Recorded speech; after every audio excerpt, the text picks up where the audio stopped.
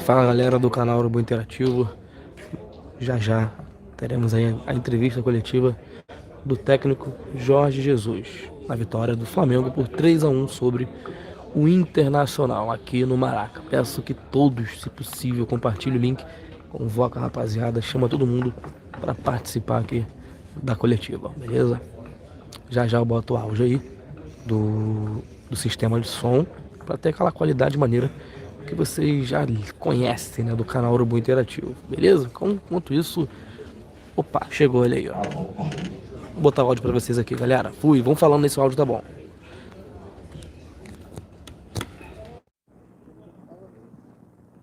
Tá bom.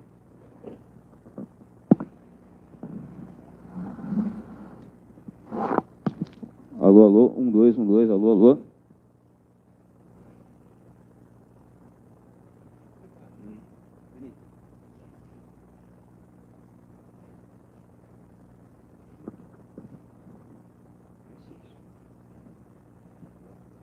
Vamos lá, então. Professor Jorge Jesus, por favor, aqui atrás. Que hoje não vejo nada. Aqui. Opa. Boa noite. Parabéns por mais essa vitória. Quando você vê o Flamengo chegar à 8ª vitória seguida no campeonato, vencer mais uma partida por 3-1, disparar na liderança do Brasileiro, você olha a atuação do time, você acha que ainda falta alguma coisa para esse time do Flamengo? Ainda falta ajustar alguma coisa, Jesus? Bom, boa noite a todos. Portanto, ganhar, é com esses objetivos que nós todos os jogos propomos a jogar, seja contra quem for, é para ganhar. Neste momento temos conseguido ganhar e fizemos a 8ª vitória consecutiva. Sua pergunta, o Flamengo ainda tem muito para crescer. Estou a trabalhar há 3 meses e pouco no Flamengo.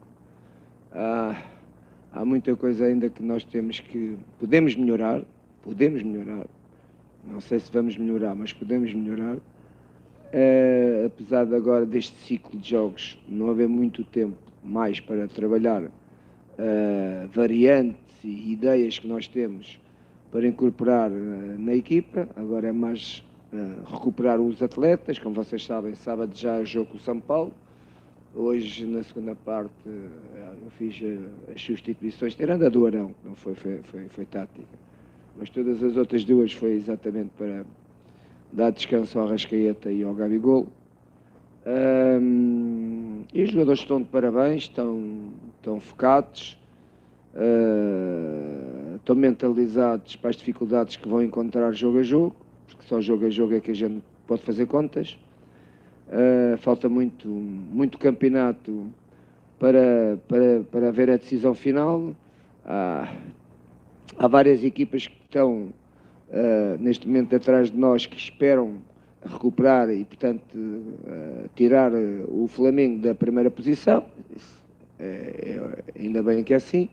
E nós vamos tentar defender o nosso primeiro lugar com qualidade, com uma equipa com muita experiência e com uma capacidade emocional forte, apesar de hoje, com algumas situações que aconteceu ali com alguns jogadores do Inter, metemos em coisas que não devíamos ter metido, mas parabéns mais uma vez aos adeptos, aos torcedores, aos jogadores. O jogo, às vezes, as facilidades tornam-se dificuldades. Pensámos que jogando, e é verdade que jogar com 8 é muito mais fácil que jogar com 9 ou com 10, neste caso, com 2 expulsões. Mas os jogadores normalmente têm sempre a tendência de facilitar quando pensam que o jogo torna-se fácil, e acabámos por sofrer o 1-1 e tivemos outra vez que puxar pelos galões. E pronto, e a partir do 2 e do 3, sim, aí já se tornou mais fácil o jogo. Jorge, aqui, boa noite. Até para você falar que o time talvez tenha de aprendizado também, que não pode deixar de se concentrar, até pelo gol sofrido para o Internacional, serve de aprendizado para a sequência, o time não pode baixar tanto o ritmo ou a concentração? Não, a equipa não baixou o ritmo. A equipa, Repara uma coisa, o problema quando tu tens uma expulsão nunca é ou seja, essa expulsão nunca te facilita o teu ataque, ou seja, a tua equipa com bola, porque uma equipa quando tem um jogador a menos, se tu jogas contando com o guarda-redes, não é? Com 11, normalmente tens duas linhas de 4, 8 jogadores e tens um ou dois avançados em situação posicional, aí sim, para quando recuperares a bola, poder ser uma equipa ofensivamente para sair. Sem esses jogadores, o que é que acontece? Não sais, mas a defender são os mesmos. A defender são os mesmos. A única coisa que altera é que ela não sai para o ataque. E foi o que aconteceu. Foi o que aconteceu durante o jogo todo. Acabou, levámos um golo, a bola bateu na cara do Gerson, um recurso que o Gerson ia bem, deu o peito às bolas e a bola bateu-lhe na cara. Antes disso há 3 situações que nós aí sim podemos ter feito um pouco melhor, mas os jogadores também com alguma experiência não quiseram fazer faltas em sítios, poderia ser uma falta e aí sim, que tu estás jogando com 8 ou com 7 ou com 6 ou com 8, ou seja, aquilo que for na bola parada, podes fazer um golo. E é verdade que acabámos por levar o golo na bola corrida, mas o futebol é assim, tu podes andar aqui 500 anos e as coisas são sempre diferentes. Mister, boa noite, Raíza Simplício aqui, Flá TV, e nós temos pergunta dos torcedores que nos enviaram pela internet. Cláudio Cordeiro, no Twitter, pergunta o seguinte: Mister, o que é mais difícil, tirar 8 pontos de vantagem e assumir a liderança ou se manter líder até o final do campeonato? A outra pergunta, Mister, é do Peter Ferreira, e ele diz o seguinte: a prata da casa do Flamengo sempre revelou grandes jogadores, como Zico, Júnior, Adílio, Andrade. Como é que você vê a possibilidade de revelar mais um jogador, mais um prata da casa pelo Flamengo? Hoje entrou em campo o Ranieri, enfim. Primeira pergunta, é uma pergunta interessante, não é? Se é mais difícil, foi aquilo que nós fizemos, recuperar 8 pontos ao primeiro classificado na altura era o Palmeiras, ou manter agora o nosso primeiro lugar. São os dois difíceis, não é? Foi difícil de chegar lá, e agora, como sempre, o mais difícil é saber de manter lá. E, portanto, uma coisa está ligada à outra. Não é? As dificuldades para recuperar os 8 pontos foi difícil, como é óbvio, e agora é difícil tu também continuares a defender o teu primeiro lugar, a tua primeira posição. Difícil porque tens atrás de ti adversários muito fortes, não é? Que é o caso do Palmeiras, que é o caso do Santos, o caso do Corinthians, o próprio São Paulo. Sei que o São Paulo hoje perdeu 1-0.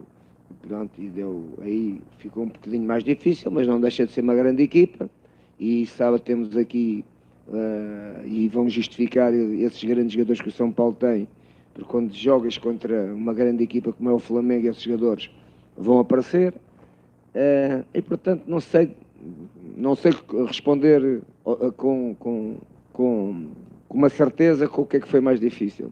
Para mim, não tendo uma certeza, mas pensando bem, não é?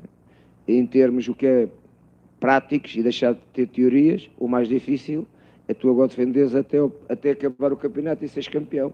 Isso será o mais difícil.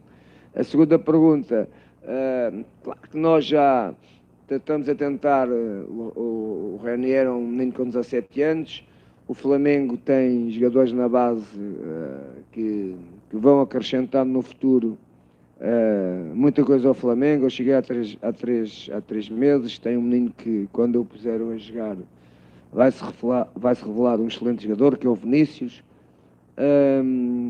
e portanto está a aprender. Não é fácil neste momento, num campeonato com todos os jogos como quase uma final, tens a Libertadores, não é fácil tu lançares vários jovens ao mesmo tempo. Mas não tenho, aquilo que eu tenho a certeza é que o Flamengo tem uma base, um escalão de formação, ou vários escalões de formação, como nós chamamos em Portugal, com muita qualidade, e que vai sair jogadores para o futuro desta equipa do Flamengo. Jorge, aqui à sua direita, boa noite. O senhor falou já algumas vezes do talento do brasileiro improvisado, enfim, do talento, da qualidade técnica, e o que me pareceu hoje foi um Inter com uma proposta diferente da que veio na Libertadores, mais fechado, com as linhas mais definidas, o Inter, com volante, com 4 volantes, e o drible ali do Ribeiro no lance, que ele dribla o Nonato, ele abre a defesa e o talento individual fez a diferença na minha percepção. Eu queria que o senhor falasse desse lance, se concorda e... Enfim, fala. Hoje este jogo não tem muita história. A equipa do Inter, com as expulsões, cada vez ficou mais fragilizada, como é normal. O seu treinador tentou, ao máximo, não ser daqui com uma goleada, tentou sempre ajustar duas linhas de 4 jogadores, e foi isso que eu disse. Ofensivamente ficou uma equipa sem possibilidades de saída, mas defensivamente continua a defender bem. É uma equipa que defende bem, é uma equipa que tem, na minha opinião, bons jogadores. Tem 2 jogadores que naquele 4-3-3, não vou falar em nomes, que têm muita qualidade, jogam em qualquer equipa do Brasil. E o Inter é uma equipa com grandes jogadores, e por isso está justamente na 4ª posição. Um caso curioso: nós nestes últimos 3 jogos jogámos com o São Paulo, que era o primeiro ou o segundo, tinha os mesmos pontos que nós, jogámos com o Santos, e hoje jogámos, portanto, o Santos, que era quando jogámos, era segundo classificado.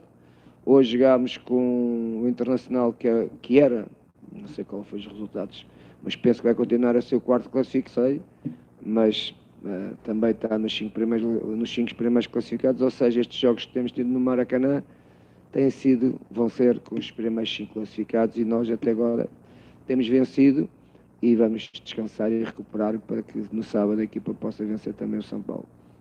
Mister, boa noite, parabéns pela vitória, pelo resultado.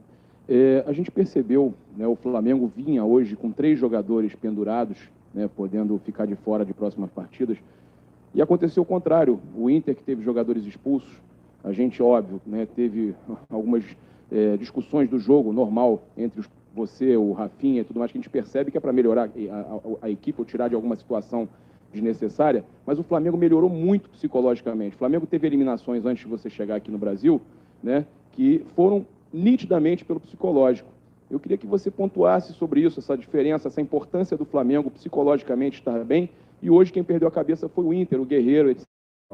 Sim, é verdade. O equilíbrio emocional dos jogadores e de uma equipa é fundamental, e muito mais naquelas equipas que jogam para objetivos definidos, como é o caso do Palmeiras, o São Santos, o próprio Internacional, o Flamengo.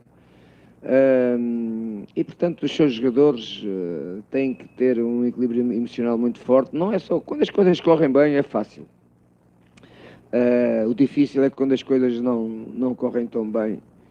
E o Guerreiro, que é um grande jogador, gosto muito das características do Guerreiro como jogador, mas ele não pode fazer o que fez hoje, ele não pode discutir com o árbitro. Facilitou o jogo, tirou a equipa dele do jogo, e isto faz a diferença das equipas, e faz a diferença dos jogadores, e a minha equipa também, com estas situações, alguns jogadores também foram um bocadinho atrás daquele burburinho todo que estava a acontecer ali, a querer como nós dizemos em Portugal, não sei se aqui também dizem, pôr água na fervura, para que tu se acalmasse. Mas só que quando tu falas para o adversário, ele não sabe se tu queres acalmar-te, se não queres, não é? E depois acontecem situações que nós podíamos ter evitado, porque não tínhamos nada a ver com aquilo que estava a passar na equipa do Inter. Tínhamos e temos que estar focados naquilo que nós temos que fazer nos jogadores do Flamengo. Mister, boa noite. Parabéns por mais uma vitória, né? Queria fazer uma pergunta em relação ao desgaste dos jogadores a partir de agora. Começou uma maratona, uma verdadeira maratona no Campeonato Brasileiro, com jogos no meio de semana e final de semana. O que a gente deve fazer agora, o que fazer a partir de agora, para que esses jogadores continuem mantendo o alto nível do futebol apresentado aqui no Maracanã e em qualquer outro campo? Isso é o crescimento das grandes equipas. As grandes equipas têm este problema crescido, ou seja, jogas para objetivos e tens mais que uma competição e estás inserida nela e queres ganhar, neste caso, que é o caso do Flamengo, que é ganhar as duas, não é? A meia-final da Libertadores e o Campeonato Nacional do Brasil, e portanto isto não é nada de novo para mim, e aí só tens duas hipóteses: ou tu modificas a equipa e dás-lhe alguma recuperação, e aí pões em perigo os teus objetivos nessa competição onde tu mudas a equipa, ou jogas tudo, como a gente diz em Portugal, ou pões a carne toda no assador. Pões a carne toda no assador, é aquilo que o Flamengo está a fazer, põe a carne toda no assador. E a nossa forma de recuperar é os dias que temos para recuperar. Uma recuperação fisiológica, uma recuperação ativa, uma recuperação com a ajuda do nosso departamento clínico, que é espetacular, com a responsabilidade e um grande profissionalismo dos jogadores, que é aquilo que têm feito até hoje. E é só, e não tens outra hipótese, só tens estas duas. Mister, aqui na frente, eu tenho te observado mais tranquilo dentro de campo, até pelo que vem acontecendo em termos de rendimento. Agora, você se sente seguro com relação à sequência do Flamengo, com um jogo no meio de semana e no final de semana, de acertar o time na base do papo, ou você acha que ainda precisa treinar algumas situações e você vai acabar sendo impedido por causa do calendário? Sim, neste momento já não. Neste momento é como você diz, é na base do papo. Agora, repara, hoje é quarta-feira, amanhã é quinta, não é? Amanhã os jogadores praticamente não, os que jogaram vão fazer só uma recuperação não ativa, passiva, véspera de jogo é a mesma coisa e sábado de jogo. E, portanto, é só uma questão de trabalharmos muito em cima de conversações e de algumas imagens do próprio jogo, para melhorarmos algumas coisas que não fizemos tão bem, porque no campo não há hipótese para fazer. Mister, aqui atrás, boa noite. Estou atrás da luz aí. Queria saber a importância que você vê em manter essa escalação, essa formação que o Flamengo tem conseguido repetir algumas vezes, apesar dos jogos em meio de semana e fim de semana, e como você acha que isso pode influenciar num jogo decisivo como o do Grêmio na outra quarta-feira? Mas nós jogamos sábado com o Palmeiras, quarta-feira temos mais um dia de descanso, não é? Sabendo que o Grêmio, de certeza que nessa jornada ou nessa rodada vai pôr a grande maioria dos seus jogadores a descansar, a recuperar. Nós não podemos fazer isso. Nós temos que, como eu disse, pôr a carne toda no assador. E vamos para a frente. Acreditamos muito naquilo que somos capazes de fazer. Acreditamos muito nos atletas. Eles estão-nos a dar sinais, até agora estão-nos a dar sinais fisicamente muito altos, não sinais de fadiga. Hoje tive a oportunidade, como eu vos disse, de poupar 3 jogadores, um dos quais o Arão não poupei por causa do jogo de sábado, tirei por causa de uma questão tática do jogo, mas o teu feito isto também o poupei, porque é um jogador que tem uma intensidade muito alta no jogo.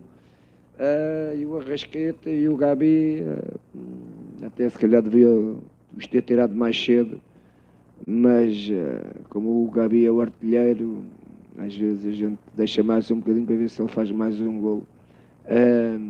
Mas foi por causa disso que os tirei os dois. Boa noite, Mister. Meu nome é Fernanda. 2 coisas. Você pretende, a gente está uma semana aí, o Flamengo está uma semana de iniciar a decisão, né, a semifinal da Libertadores, você pretende poupar algum jogador para o jogo de sábado, agora contra o São Paulo?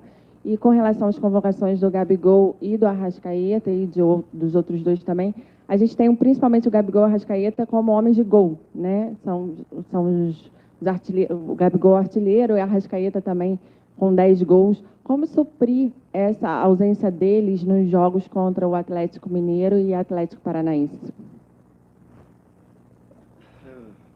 Minha amiga, é assim. Quanto a factos, não há argumentos, eles não estão cá. E, portanto, temos que arranjar alternativas. Não é por acaso que hoje a minha primeira...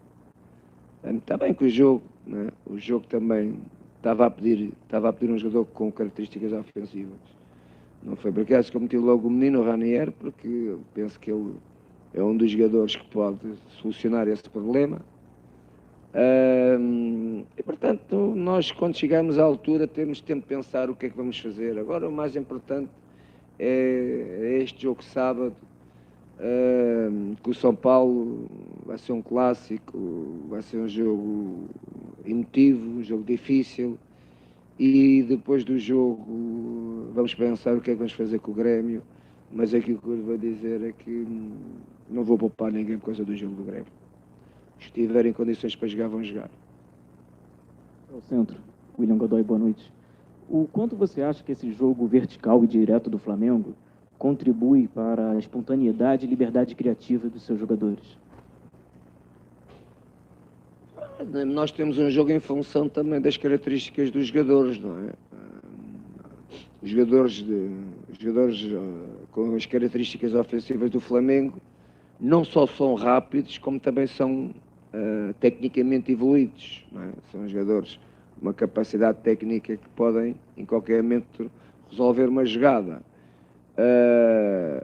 E, portanto, nós procuramos incutir uma ideia de jogo na equipa face às características desses mesmos jogadores e vocês que veem todos os jogos do Flamengo sentem que o Flamengo, num momento para o outro, faz gol, ou pode fazer gol, não é?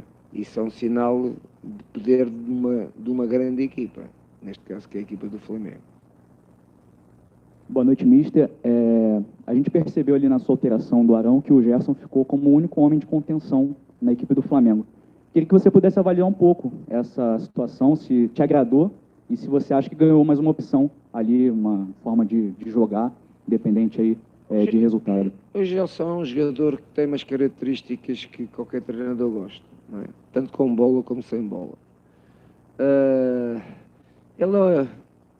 A posição dele, em função das características, a melhor posição dele é um segundo volante, ninguém tenha dúvidas nenhumas. Agora, ele joga tão bem em qualquer posição que um treinador pode o pôr, se calhar até ponta de lança. Ponta de lança, centroavante. Ele, ao jogar ali, não é uma posição que seja desconhecida para ele. Ele já jogou várias vezes como primeiro volante.